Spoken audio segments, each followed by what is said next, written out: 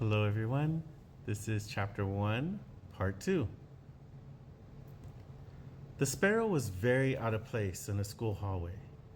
I mean, not that anything else belonged here, but it was a dream.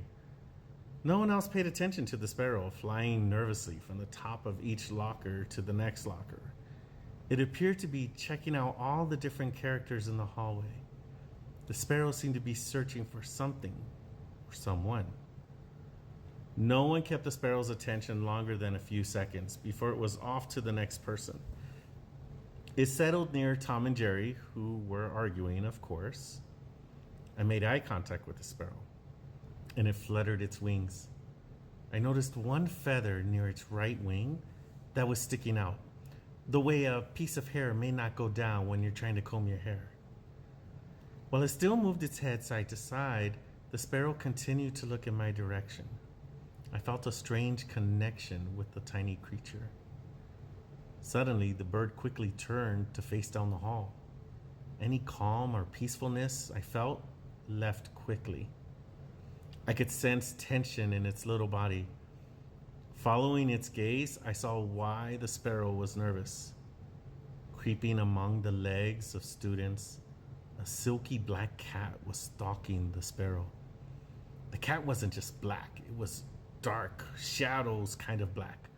The way your eyes can't see anything when you go from bright light into a dark room. The bright green eyes of the cat made the blackness of the fur get darker and darker. While I knew I was dreaming, in my bed, asleep, I felt a shiver go through my body. "Hey, check this out," someone yelled. I glanced over in time to see a Spider-Man flick his wrist towards the fire alarm. His aim was terrible.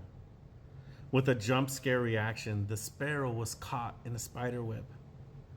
In my dream, I felt my body shake. Tobey Maguire had accidentally shot a web at my new friend. Apparently, the three Spider-Men were trying to display their accuracy to the famous Katniss Everdeen with their web shooting ability. Extremely unimpressed, Katniss shook her head and walked away from the friendly neighborhood Spider-Man. Waiting for her at the next set of lockers was Hawkeye, who was wiping away tears of laughter at the Spider-Men as they started hitting each other over the embarrassment. Panic was my immediate emotion as I quickly tried to save the sparrow. I could feel the cat's eagerness to attack the sparrow. The black cat increased its pace towards the bird, weaving quickly between legs and through the school hallway crowd. The determined hunter uttered a loud hiss when it saw me getting closer. I matched his ferociousness with my own hiss. I don't know why, but my hiss scared him away. The black cat stopped suddenly, sat motionless. Only its long tail moved casually from side to side. It lowered its head to lick a forepaw and then slowly walked away backwards. Do cats walk backwards? I'm not sure, but this one did. The emerald green eyes fired a look at me that I can only describe as a death stare. I could feel the hate from those evil eyes. With the threat of the cat gone, I tried to reach up toward the sparrow. He was too high, so I pulled a bench over to help save him. I gently tugged at the strands of the spider web away from his feathers. The webs came off easily, which didn't make sense. It should have been much harder to take off the webs. The sparrow shuddered his feathers in relief. I gently pet the delicate bird. There were stiff bones underneath the layers of feathers. That one feather was still out of place. "That was close," my dad said. Somehow I had forgotten he was right next to me. "I know, I just reacted, I explained. Slowly, I reached towards the bird to fix the wayward feather. The sparrow never flinched. It turned to the side so I could get the feather more easily. I gently pushed the feather in place.